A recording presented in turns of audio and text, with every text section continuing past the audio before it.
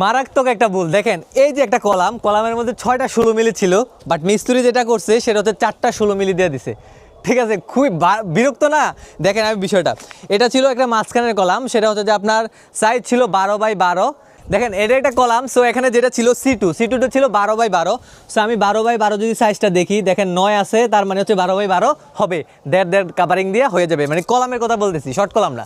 তো এখানে মজার বিষয় হচ্ছে যে এই কলামটার মধ্যে আমাদের যে লোড ক্যালকুলেশনের পর এখানে 6টা 16 মিলি ছিল, বাট মিস্ত্রি যেটা করছে 4টা 16 মিলি দিয়ে দিছে। এখন এই টাইমে যদি একটা ইঞ্জিনিয়ার এসে চেক না করতো, তাহলে যেটা হইতো, এটা কিন্তু একবারে 4টা 16 মিলি দিয়ে হয়ে যেত। তাহলে যে ক্যালকুলেশন করে যে ইঞ্জিনিয়ার দিছে, এটা কি কোয়ালিটিফুল হইতো না।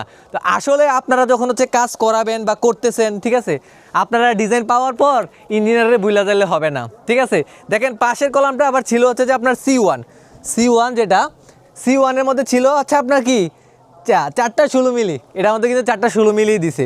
রিং যেটা আছে এটাও ঠিক আছে, ওকে। তার মানে এই যে মাঝখানের একটা কলামে যে রডটা দিল না, এখন ডালাই হয়ে যাওয়ার পর যদি কলামের মধ্যে রড দিতেন, কোনো লাভ হইতো না। তো এই জন্য বলা হয় যে যখন আপনি একটা কাজ দেন মিস্ত্রিকে, যাতে মিস্ত্রি কাজটা বুঝে, কন্ট্রাক্টরটা কাজটা বুঝে দেন, কাজটা দিবেন। তো উনি যাকে দিছে কাজ নাকি ভালো বুঝে, তো আমি বুঝলাম ভালোই বুঝে। তো এখন আমি আসার কারণে হয়তো এই ভুলটা ধরতে পারছি, কিন্তু না আসলে হয়তো কি হতো, 4টা 16 মিলি দিয়ে দিতেন।